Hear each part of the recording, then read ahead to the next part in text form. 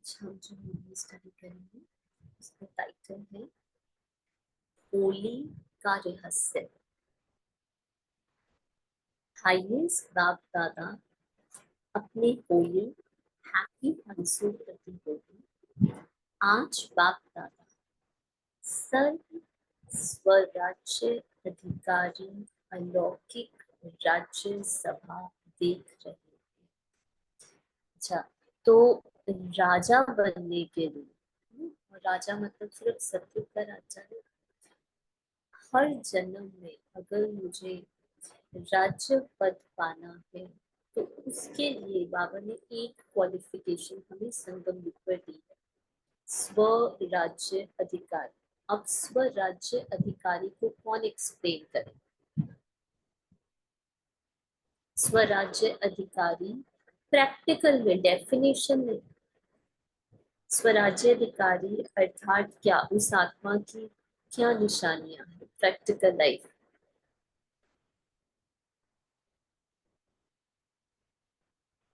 अगर राजा बनना है तो स्वराज्य अधिकारी आत्मा बनना है।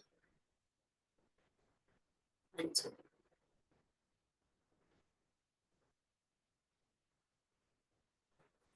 ये बताएगा स्वराज्य। पूनम जी, आपको अनम्यूट करना है अगर आप बोल रहे हैं, अनम्यूट करेंगे।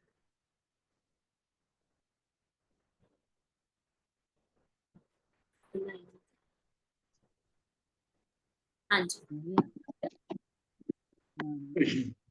स्वराज्यकारी बनना है तो स्थूल और सूक्ष्म कर्मेंद्रियों पर कंट्रोलिंग और रूलिंग से चलाना है।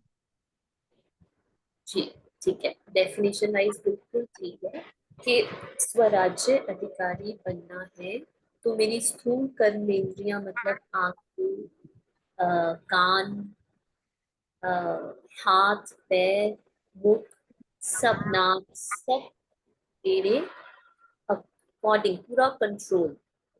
और सूक्ष्म कर्मेंद्रिया मन जो संकल्प रचना सूक्ष्म है, कर्मेंद्रियों पर भी कंट्रोल, बुद्धि संस्कार और मेरे पुराने संस्कार कि जो मैंने 63 जन्मों में, ठीक है, बॉडी कॉन्शियस के वर्ष बनाए हैं और वो अंदर है, उनके ऊपर भी पूरा कंट्रोल। ये तो डेफिनेशन इसकी बिल्कुल ठीक है, लेकिन प्रैक्टिकल में जितना कैसे? जितना हम हाँ जी, पूनम जी। अभी जितना जितना हम अपनी आत्मिक स्मृति में रहेंगे, दूसरे को आत्मा रूप में देखेंगे, तो हमारे विचार बदलते जाएंगे, हमारे संस्कारों में भी परिवर्तन आ जाएगा। और तब हम मन पर भी कंट्रोल कर सकेंगे, क्योंकि मन हमें सांसारिक बातों में घसीटता है ना, तो उसको कंट्रोल करने के लिए पहले हमें अपनी आत्मिक स्मृति पर पूरा बैठना पड़ेगा, तभी होगा। अच्छा, ठीक है, वेरी गुड। ये तो चलो हमें क्लियर हो गया कि स्वराज्य अधिकारी का मेन जो कंट्रोलिंग पावर है वो मन है। ठीक है, अगर मेरा मन पे आवाज कंट्रोल नहीं आ है रही, तो आवाज नहीं आ स्थूल रही। कर्मेंद्रियां तो अपने आप ही कंट्रोल में होंगी। अगर मेरा मन ही नहीं करेगा कुछ खाने का, हम्म, कुछ देखने का, तो स्थूल कर्मेंद्रियां वो देखेंगी नहीं, देखते हुए भी नहीं, उनको कोई इंटरेस्ट होगा। तो मन मेन चीज है।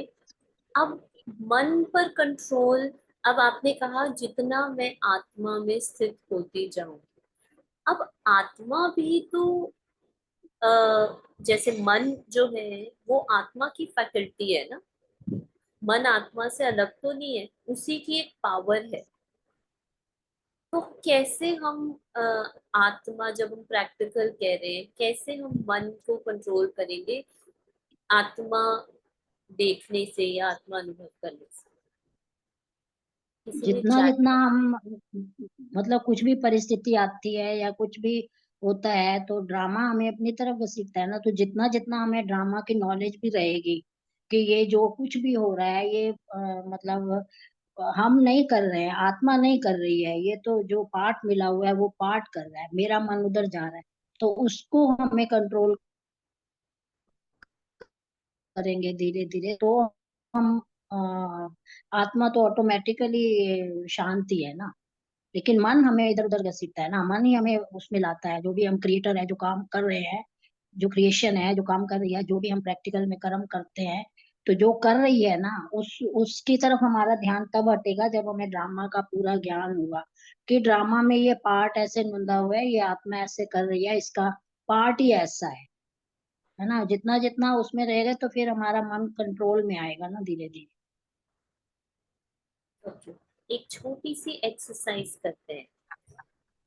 अगले 5 मिनट तक आप सब, ठीक है, क्योंकि हम सब स्वराज्याधिकारी आत्माएं हैं, मन पर पूरा कंट्रोल है, तो नेक्स्ट 5 मिनट्स तक आप सब कोई भी एलिफेंट के बारे में थॉट क्रिएट नहीं करें। नेक्स्ट 5 मिनट्स तक एलिफेंट के बारे में बिल्कुल थॉट नहीं सोच, और सिर्फ एक बाबा को ही 5 मिनट्स तक, और कोई थॉट नहीं, सिर्फ बाबा को याद। अब मुझे बताओ, क्या प्रैक्टिकली, ठीक है, हम कर सकते हैं? कोई और थॉट ही ना आए।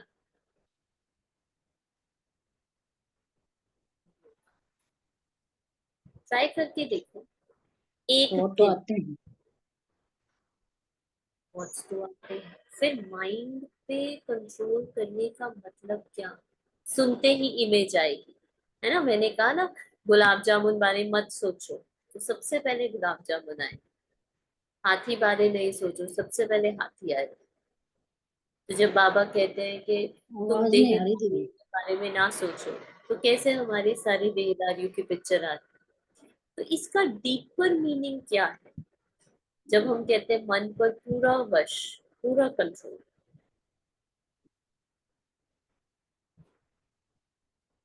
क्योंकि ये टर्म तो हमने कितनी मूवियों में सुनी है ना, स्वराज्याधिकारी। स्वराज्याधिकारी माना अपने मन पर, जिसका जो मन का राजा है। लेकिन हमने देखा है कि संकल्प तो अपने आप आते हैं। हाँ, कुछ हम भी क्रिएट करते हैं ज्ञान से, लेकिन कुछ पुरानी प्रोग्रामिंग भी है।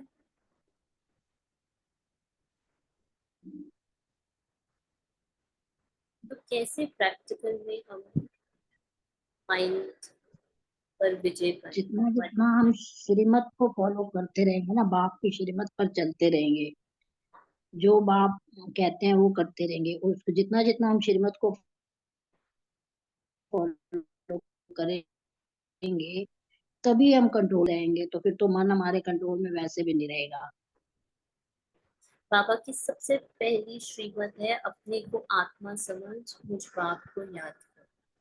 अब आत्मा ये समझ तुम सबको मुझ भी बाप पता है, हम को, सब देह और कितना देह के सब करते संबंधों को भूल हैं। जाते हैं। और आज भी बाबा ने कहा कि ये एक सब्जेक्ट है जिसमें हम सब, हाँ, कि 2-2 घंटे, 3-3 घंटे भाषण दे सकता है। आवाज नहीं सुनाई दे रही। अभी आ रही है आवाज? हाँ, बीच बीच में रुक रही है। अच्छा, अभी आपने जो पहले सेंटेंस बोला ना, उसकी आवाज नहीं आई। अच्छा, मैं दोबारा से रिपीट करती हूँ। हम लोग इस ज्ञान में तो बहुत एक्सपर्ट हो गए, हमें सारी चीजें क्लैरिटी से पता है। हम हर एक ब्राह्मण एक एक टॉपिक पर 2-2 घंटा, 3-3 घंटा भाषण दे सकते हैं। लेकिन जब बात आती है सूक्ष्म याद की, वो अभी भी हम लोग बैठे हैं, चाहे चाहे 8-8 घंटा बैठे, लेकिन यहाँ कितना कर रही है, या फिर बुद्धि कहीं और ही जा रही है, किसी और चीजों में। ये बहुत सूक्ष्म चीजें। तो जब हम कहते हैं कि मैं आत्मा अपने मन का, बाबा कहते हैं ना, मन के राजा बन गया, उसका अर्थ क्या है? कि मुझे अपने सत्य को जानना है। मन में जो भी संकल्प आ रहे हैं, जो भी भावनाएं चल रही है, कभी अच्छी होगी, कभी अच्छी नहीं। अब मेरे अगर हिसाब किताब है, ठीक है, शरीर के साथ ही है लेट्स से, तो रोग आएगा। और जब रोग आएगा तो दुख वाली भावनाएं, पेन वाली भावनाएं आएंगी। वो तो दादियों की भी आई, उनको भी नहीं रोक सके। लेकिन जब मैं आत्मा अपनी स्मृति में हूँ सत्य की, जिसको बाबा कहते हैं अपने को आत्मा समझ, उस समय मुझे ये पता है कि ये जो मन की संकल्प, फीलिंग, सेंसेशन, बॉडी में भी बड़ा भारी भारी सा लग रहा है, ये सब चीजें टेम्पररी है।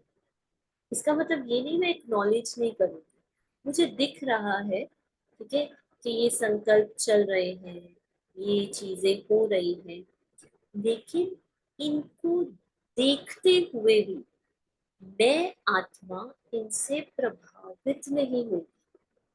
अब बाबा कहते हैं कि आपको कोई चीज लाइक नहीं करनी, अब पसंद ना पसंद तो ऑटोमेटिकली आता है, हम इन सब चीजों को सप्रेस नहीं कर सकते। बाबा के ज्ञान को समझना गहराई से बहुत जरूरी है। तो जब बाबा कहते हैं कि इनसे भी उपराम हो, मतलब मुझे पता है कि लेट्स से आगे मेरे आम पड़ा है, सेब पड़ा है, अब अगर मुझे आम पसंद है, ठीक है, तो मन जो है वो आम की तरफ जाएगा। लेकिन जब मैं आत्मा अपने सत्य को जानती हूँ, जो टेस्टलेस है, प्रेफरेंस है, जिसको कोई फर्क नहीं पड़ता, ठीक है, अप्रभावित है, फिर मैं आराम से कोई भी चॉइस लूं, चाहे सेब लूं चाहे आम लूं, मेरे अंदर वो इम्पैक्ट, ठीक है, वो अगर मैं मैंगो इस तरह से खा रही हूँ कि मुझे बहुत पसंद है, तो वो एक भोगना का संस्कार, इम्प्रेशन क्रिएट करता है, जो नेक्स्ट टाइम मुझे उस चीज के प्रति खींचता है। लेकिन जब मैं बिना किसी भोगना के खाती हूँ, सिर्फ प्रेफरेंस ले रही, तो मुझे वो चीज नहीं खींचती, क्योंकि अब मैं आत्मा अपने सत्य को जानती हूँ। आप समझ रहे पूनम जी? आत्मा के अंदर कोई लाइक डिसलाइक, कोई अच्छा बुरा, गर्म सर्दी, ये सब चीजें जो गीता में लिखा है, ये सब नहीं है। लेकिन ये हमें क्यों फील होता है? ये मन की फैकल्टी। मन तो बाबा जब मन कहते हैं कि तुम से साक्षी हो जाओ, खींचता है। तो बाहर से साक्षी नहीं होना, अपने घर वालों से नहीं, लेकिन ये जो मन है ना, जो अच्छा बुरा कह रहा है, ये अच्छा है ये बुरा है, या जो कह रहा है इसका पार्ट ऐसा है, इसका पार्ट वैसा है, ठीक है, ये ज्ञानी है ये ज्ञानी, ये जो मन की कमेंट्री है ना, इससे हमें साक्षी हो। और फिर दूसरे को आत्मा देखना है, ये नहीं देखना कि ये बीके है या ये नॉन बीके। तो बाबा जो जो रियल कह रहे हैं स्वराज्य अधिकारी बनना, फिर हम बाबा की श्रीमत के अकॉर्डिंग चलेंगे, अपनी मनमत के अकॉर्डिंग। लेकिन जब तक बाबा क्यों कहते हैं कि आप श्रीमत में मनमत मिक्स कर देते हो? क्यों, कैसे करते हैं? जब मैं समझती हूँ ये मन मैं हूँ, ये मुझे संकल्प आ रहे हैं, ये मुझे अच्छा, उसने मुझे अच्छा कहा, उसने मुझे बुरा कहा, ये जो भी बोलता है, मुझे गर्मी लग रही है, मुझे अच्छा नहीं लग, ये सब मन की कमेंट्री। आप समझ रहे सभी? तो जब जो हमें पुरुषार्थ भी करना है, जब हमें याद भी करना है, तो एक है मन चित्र बना रहा है, मन संकल्प कर रहा है, ठीक है, वो तो मन याद कर रहा है। हो सकता है अभी मन परम धाम का याद कर रहा है, अभी थोड़ी देर में आपका लौकिक घर की तरफ मन घूम चला देते हैं। जाए, तो हम तो फिर बाबा, आत्मा मन पे डिपेंडेंट थोड़ा है परमात्मा को याद करने के लिए। तो जब बाबा कहते हैं अपने को आत्मा समझकर मुझे याद करो, मतलब मुझे संकल्पों का आधार भी नहीं चाहिए बाबा को याद करने के लिए। मैं निर्संकल्प आत्मा सदा बाबा के साथ ही हूँ। जो कंबाइंड स्वरूप बाबा कहते हैं। हाँ, मन भी वो चित्र बना रहा है परम धाम का, वो संकल्प बहुत अच्छा है, लेकिन अगर नहीं भी कर रहा तो भी मैं आत्मा अपने उस सत्य को जानती हूँ जो अनादि परमात्मा में सदा लीन है। तो जितना जितना मैं अपने उस सूक्ष्म स्वरूप को जानती जाऊंगी, आत्मा जो मन बुद्धि संस्कार से भी पहले है, ये सब मुझसे बने हैं, लेकिन मैं आत्मा इन सब से अलग हूँ। तो मैं कौन हूँ? मैं वो एकदम निराकार निर्विकारी, ठीक है, जिसको हम कहते हैं थॉटलेस, टाइमलेस, समय से परे है, संकल्प से परे है, वो चेतना, वो आत्मा मैं हूँ। तो मुझे बाबा को याद करने के लिए कोई संकल्प, कोई भावना, या फिर मुझे अच्छा अनुभव करने के लिए, ये नहीं कि मुझे कोई थॉट क्रिएट करना है, मुझे अच्छी फीलिंग, मैं आत्मा ऑलरेडी भरपूर हूँ। बाबा ने कहा तुम कंप्लीट हो, तुम परम धाम में जब थे कंप्लीट थे, तुम यहाँ पे कुछ लेने के लिए नहीं आए, तुम यहाँ एक खेल खेलने आए। तुम्हारा सत्य तो है ही बाप समान, मुझे किसी से कुछ चाहिए ही नहीं। मैं क्यों भाग रही हूँ, मैं ये पुरुषार्थ करूं, मैं वो करूं, मैं जब मुझे मेरा सत्य पता है तो मैं बाहर नहीं भागूंगी, मैं अंदर जाऊंगी, इतने गहरे, जहां पे संकल्पों की आवाज भी खत्म हो जाती है, जहां पे कुछ भी नहीं मुझे चाहिए अपने सत्य को जानने के लिए, क्योंकि मैं ऑलरेडी कंप्लीट हूँ। और फिर जब उस सत्य में रहकर मैं कर्मों में आती हूँ, ठीक है, कुछ भी मैनिफेस्ट कर होता है या संबंधों में आती हूँ, तो उनको मेरे से ये भावना नहीं आती कि ये मुझे लेक्चर दे रहे हैं या ये बीके हैं, मैं वो भावना नहीं आएगी। उनको ऐसे लगेगा यार ये तो मेरे अपने हैं। ये वाइब्रेशन क्रिएट करती है मनसा सेवा की, और इस वाइब्रेशन के थ्रू आत्माएं चेंज होती है।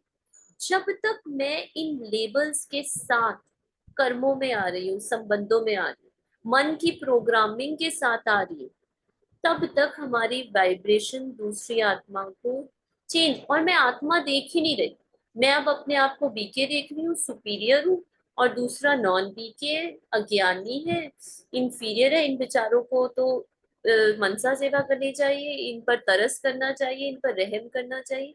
इससे वो आत्मा कभी परिवर्तन नहीं हो।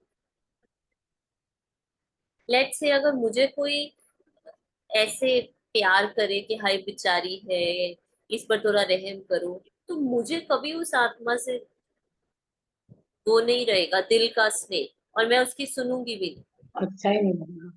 हाँ, अच्छा तो ही नहीं कहने लगा। का भाव है कि मन मन हमें अभी भी चला रहा है ज्ञान में आने के बाद, जबकि मैं आत्मा मन का राजा तब बनूंगी जब मन मुझे चलाएगा नहीं, मैं मन को, मतलब मुझे मन को चलाना ही नहीं है, मन जो भी बोल रहा है, मन कहेगा आज मैं बोर हो रहा हूँ, आज मुझे कुछ ना अच्छा खाना है, आज कहीं बाहर जाना है, वो रोज रोज वही मुरली, वही मन मन ऐसे बोर करेगा। फिर क्या, एक अच्छा मन आ जाएगा, ठीक है, ज्ञानी मन, नहीं बाबा ने कहा है रोज मुरली सुननी है, रोज योग करना है, उसको सप्रेस करेगा। फिर एक पुराना मन नए मन के साथ लड़ेगा, जिसको बाबा कहते हैं तुम युद्ध करते रहते हो, तुम योद्धा बनो। लेकिन जो लड़ता नहीं है, ठीक है, वो आत्मा अपने सत्य को जानती है, उसको मन से लड़ने की जरूरत नहीं, मन के संकल्पों को परिवर्तन करने की जरूरत नहीं, अपने सत्य को जानने के लिए।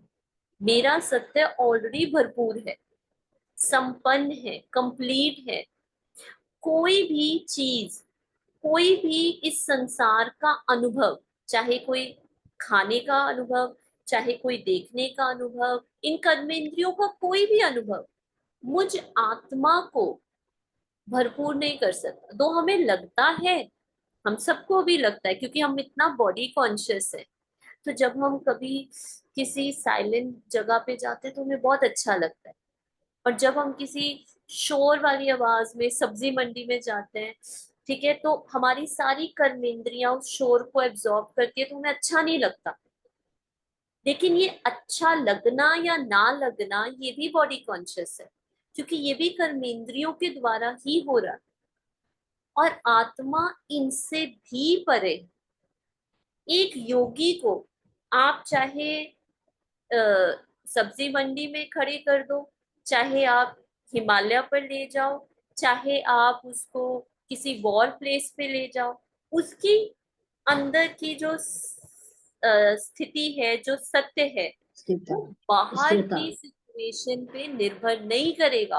अरे मैं तो मुझे तो सेंटर जाना मैं तो इतने कलयुगी इन्वायरमेंट में बिल्कुल तमो प्रधान हो गई, है ना, ऐसे बोलते हैं। ये योगी की अवस्था नहीं है, ये उसकी अवस्था है जो योगी बनने की कोशिश करता है, जो अपने स्थित प्रज्ञा, गीता का वर्ड है स्थित प्रज्ञा, बाबा ने भी यूज किया, मतलब वो ऐसे अपने सत्य में है कि उसको कहीं पर भी, जैसे दादियों को कहीं पर भी ले जाए तो कोई फर्क नहीं पड़ता। तो ये है रियल योगी, जो मन के बंधन से, कर्मेंद्रियों के प्रभाव से परे है ना। ये क्लियर हुआ सबको, स्वराज्य अधिकारी? तो बाबा कहते हैं, हर एक श्रेष्ठ आत्मा के ऊपर लाइट का तार चमकता हुआ देख रहे हैं। यही राज्य सभा, होली सभा। हर एक परम पावन पूज्य आत्माएं सिर्फ इस एक जन्म के लिए पावन अर्थात होली नहीं बनी, लेकिन पावन अर्थात होली बनने की रेखा अनेक जन्मों की लंबी रेखा। सारे कल्प के अंदर और आत्माएं भी पावन होली बनती हैं, जैसे पावन आत्माएं धर्म पिता के रूप में धर्म स्थापन करने के निमित्त बनती हैं। साथ साथ कई महान आत्माएं कहलाने वाले भी महान पावन बनते हैं, लेकिन उन्हों के पावन बनने में और आप पावन आत्माओं में अंतर है। क्या अंतर है बताओ? जो दुनिया में पावन बनती हैं, जिन्होंने धर्म स्थापन किए, जो वैसे भी श्रेष्ठ आत्माएं हैं, उन्हों के पावन बनने में और हमारे पावन बनने में, दोनों में क्या अंतर है? बाबा कहते बहुत अंतर है। क्या अंतर है? बहुत इंपॉर्टेंट पॉइंट, अगेन हमारी सूक्ष्मता को समझने के। हम बाबा की पावर से बनते हैं, वो अपने बल से बनते हैं। ओके, और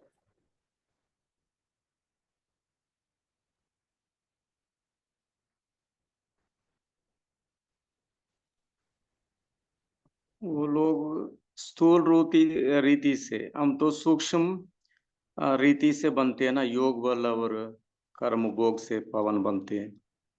वो क्लोज लोग ज्ञान के आधार से स्थूल रीति से परहेज रखती है, हम सूक्ष्म रीति से बनते ड्रामा की नॉलेज में, तो हम ड्रामा को जानकर बनते हैं। अच्छा,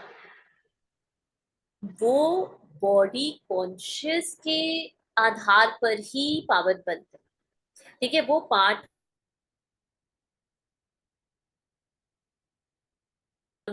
फॉलो करना है, इस आधार पे पावन बनते हैं। हम आत्माएं गृहस्थी में रहते हुए, ठीक है, गृहस्थी का पाठ निभाते हुए बाबा आकर हमें ये नॉलेज देते हैं कि तुम हो ही परम पवित्र आत्मा, तुम्हें बनना नहीं है। उस आधार पे जो हमारा परिवर्तन होता है ना, वो इतना सहज होता है। वो लोग सब घर बार छोड़ के, सारी चीजों का त्याग करके, क्यों? क्योंकि उनको पता है ये चीजें खींचेगी और खींचेगी भी, क्योंकि उन्होंने अपने सत्य को थोड़ा जाना है। उन्होंने तो एक जन्म के लिए या कुछ समय के लिए, ठीक है, ये एक व्रत लिया है कि मैं इस रास्ते पे चलूंगा, बट उनको पता है कि अगर मैं किसी संघ में आया, ठीक है, तो मेरा ये व्रत टूटेगा। लेकिन बाबा ने हमें क्या कहा है कि तुम गृहस्थ आश्रम में रहते, ठीक है, बच्चों को संभालते, धंधा धोरी करते, पैसों में खेलते, ठीक है, पति पत्नी के साथ रहते, तुम ये सहज पावन, पावन बनना नहीं, तुम हो ही पावन। They are mind identify exactly. वो सब अ, उनको लग रहा है कि मुझे धारण करना है, मुझे बनना है।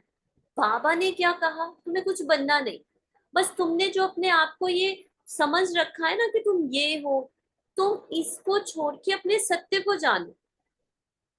और उससे क्या होता है, सहज परिवर्तन जो आज तक नहीं हो पाया, ठीक है। हर कोई, every person is becoming pure और बहुत सहज, उसको मेहनत नहीं करनी पड़ रही, कुछ छोड़ना नहीं पड़ रहा। क्या छोड़ा हमने, वो तमो प्रधान खाना छोड़ के इतना अच्छा ब्रह्मा भोजन। वो लोग तो इतना व्रत करते हैं, 7-7 10-10 दिन कुछ नहीं खाते, हम लोग तो कितना पेट भर के खाते हैं, है ना। अंतर है, वो लोग हठ योग से बनते हैं, हमें बाबा सत्य सहज योग बताते हैं कि तुम्हारा ये स्वभाव ही ये है, आत्मा का स्वभाव ही प्योर है।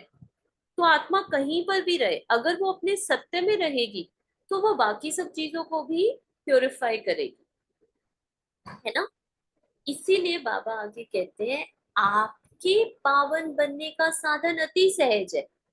हमने थोड़ा कुछ किया, क्या किया और कितनी बड़ी प्राप्ति है, कोई मेहनत ही नहीं। क्योंकि बाप से आप आत्माओं को सुख शांति पवित्रता का वर्षा सहज मिलता है।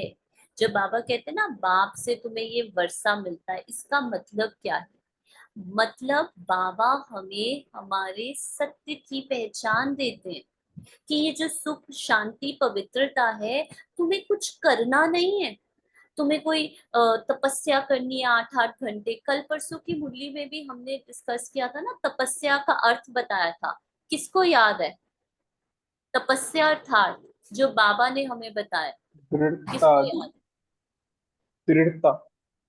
हाँ, तपस्या अर्थात दृढ़ता। हमारी तपस्या वो नहीं 10-10 घंटे एक ही टांग पे खड़े रहना, कुछ खाना नहीं, ठीक है, ये नहीं है। हमारी तपस्या और दृढ़ता भी कैसे आती है, दृढ़ता आती है समझ से।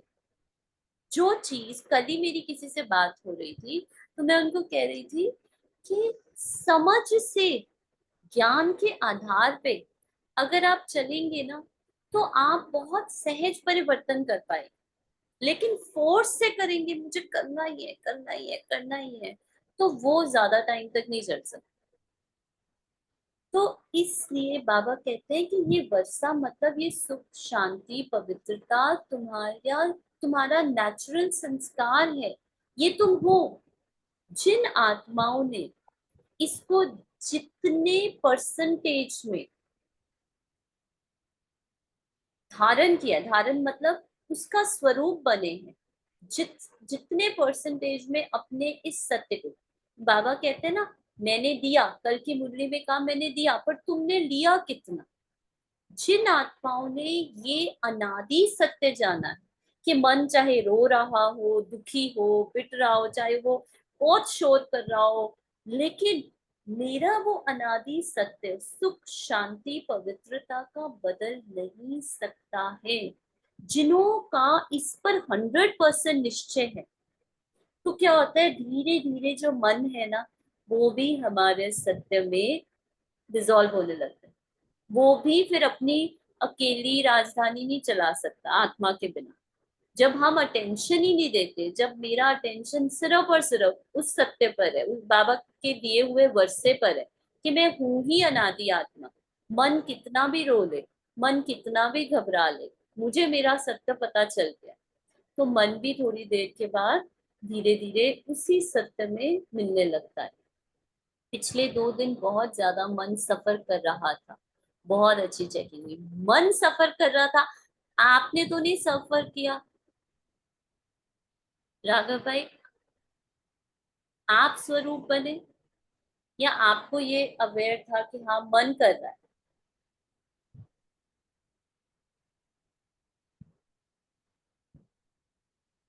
ये चेक करना बहुत जरूरी है।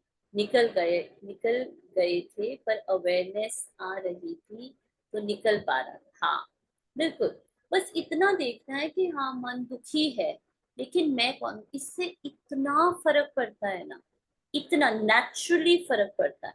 माइंड को ही फिर नॉलेज के पॉइंट्स देने पड़ते हैं। माइंड को नॉलेज के पॉइंट्स चाहे दो भी, लेकिन कई बारी माइंड उसको एक्सेप्ट नहीं करता।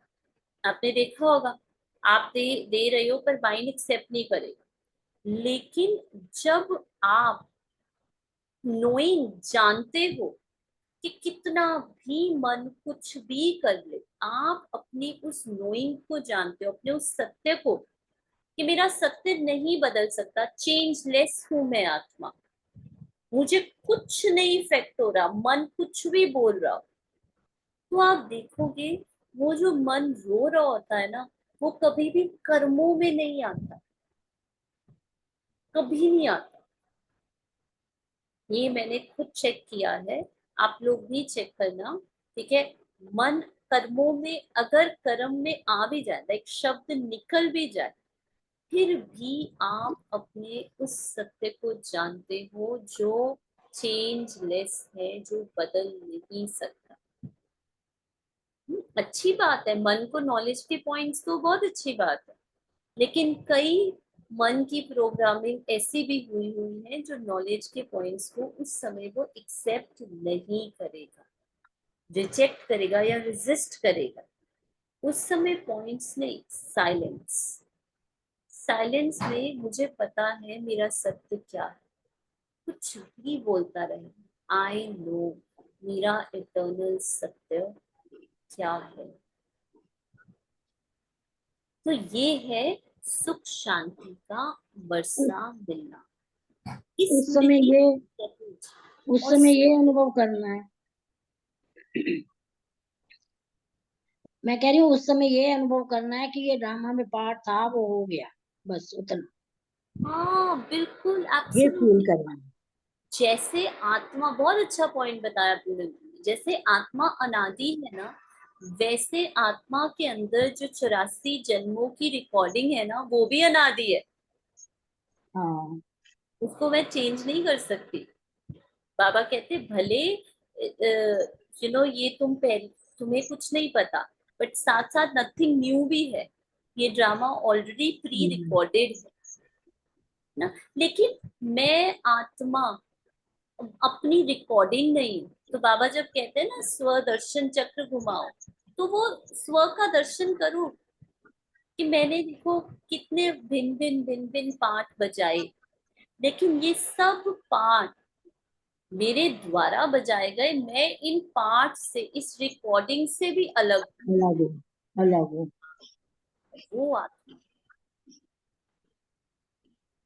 तो इस स्मृति से सहज और स्वतः ही अविनाशी बन जाते, इससे अविनाशी सहज बन गए ना।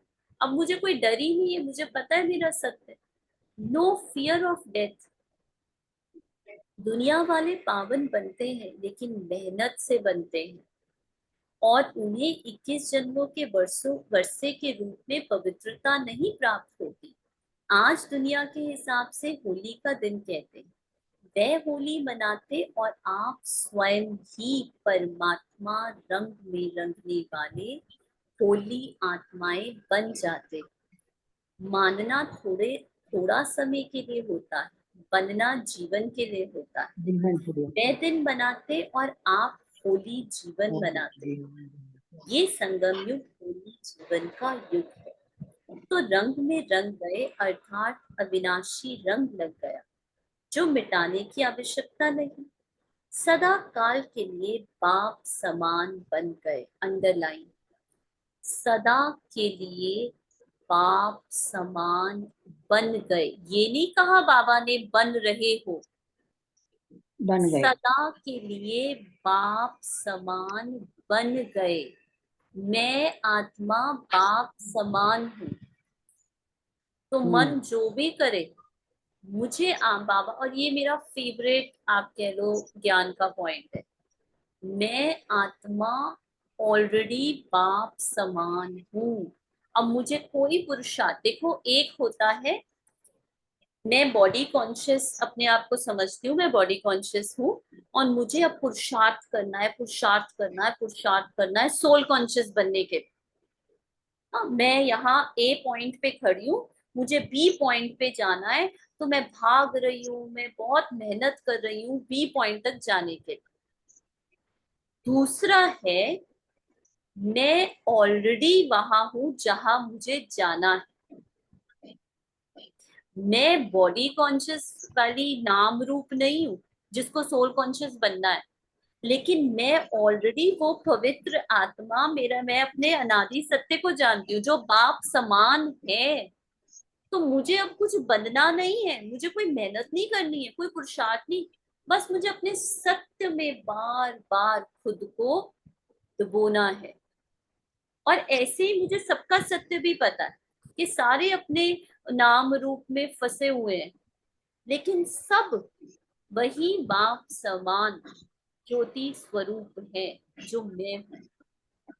तो क्या है, ये मार्ग कितना सहज हो जाएगा, फिर आपके लिए कोई वो मेहनत या वो भक्ति के संस्कार, ये बीके, ये नॉन बीके, ये अच्छा, ये बुरा, ये घर, ये सब डिसॉल्व हो जाएंगे लेबल्स, और आप वो पवित्र आत्मा सहज ही अपने उस सत्य में रह सकते हैं।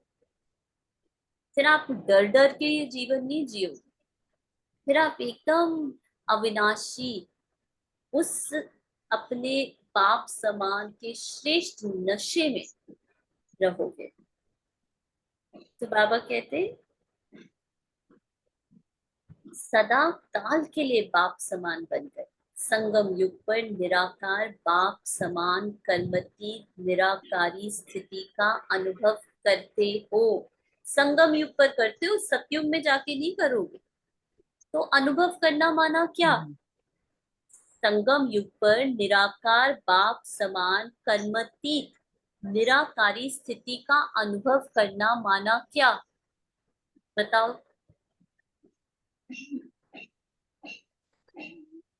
ऊपर बाबा ने कहा है ना, हम तो बाप समान है ही। तो जब यस, बाप निराकार है तो हम भी निराकार हैं। हाँ, मैं हूं ही निराकार, ये हाँ। कर्मेंद्रियां, ये शरीर, ये सत्य नहीं है। मेरा सत्य, मैं निराकार हूँ।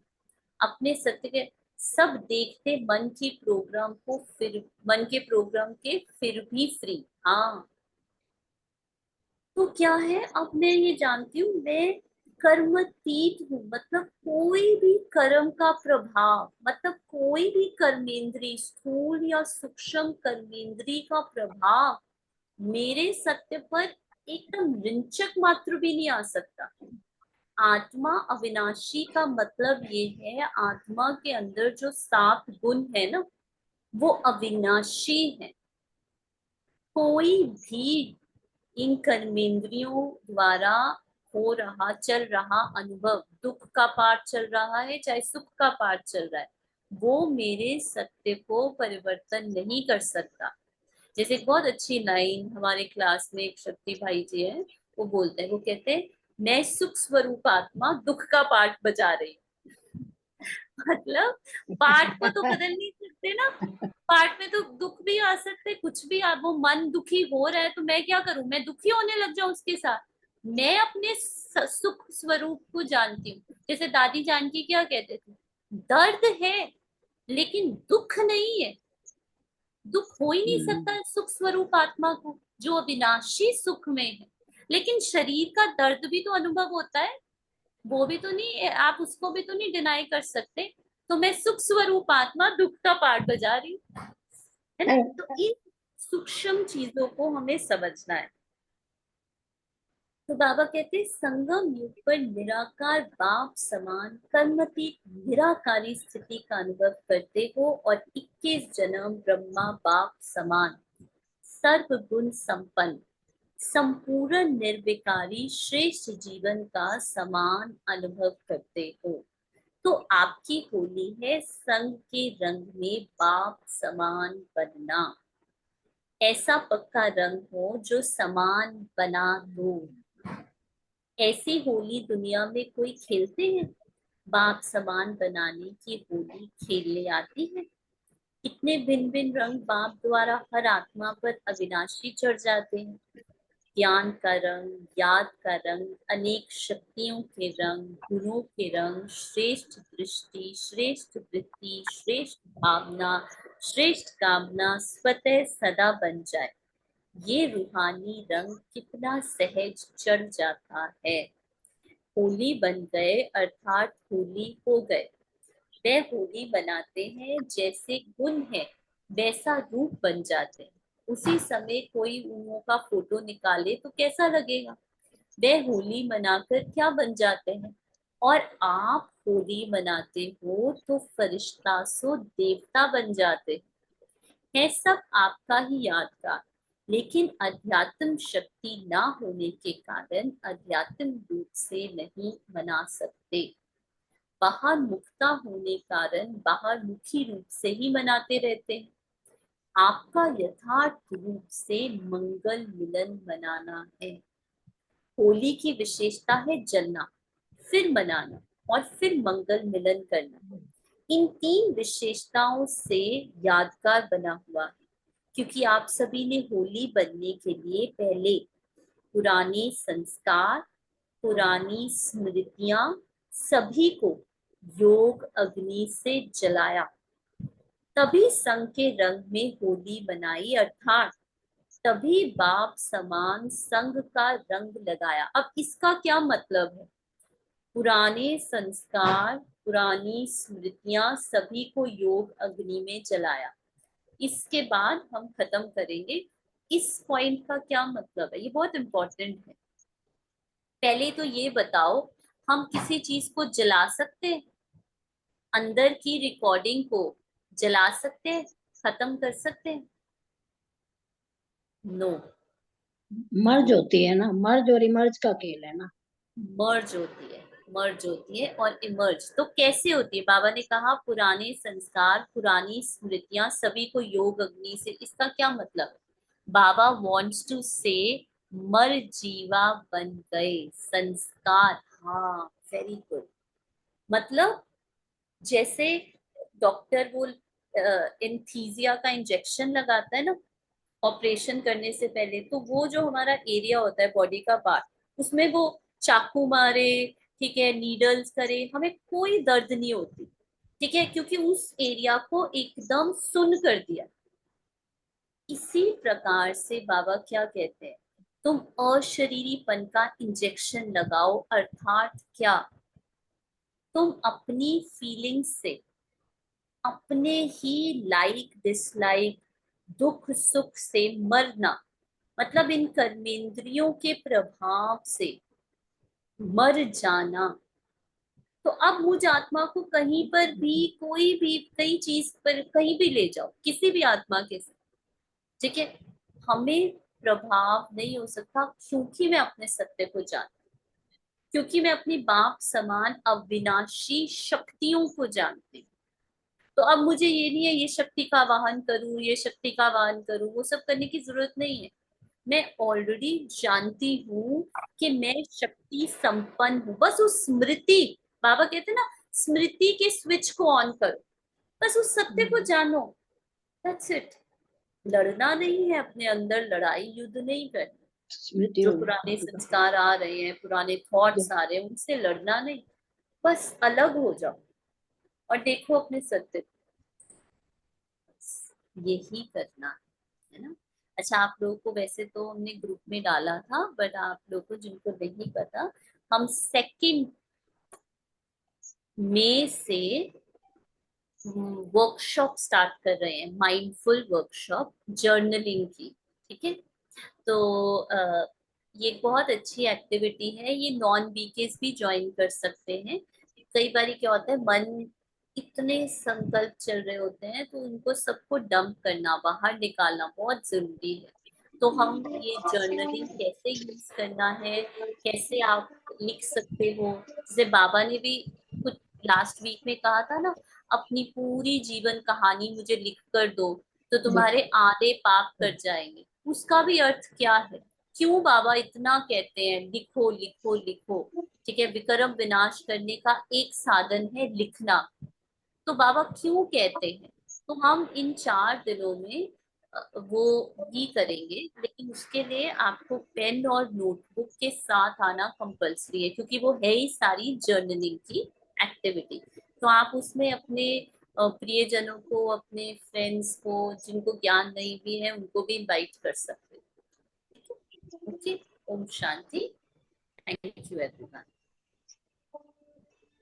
टाइम क्या होगा दीदी? ये टाइम शाम का, रात का होगा, क्योंकि जर्नलिंग हमेशा ना सोने से पहले करनी चाहिए। तो या तो 8 से 9 या 8:30 से 9:30, एकदम सोने से पहले। ओके, ओम शांति।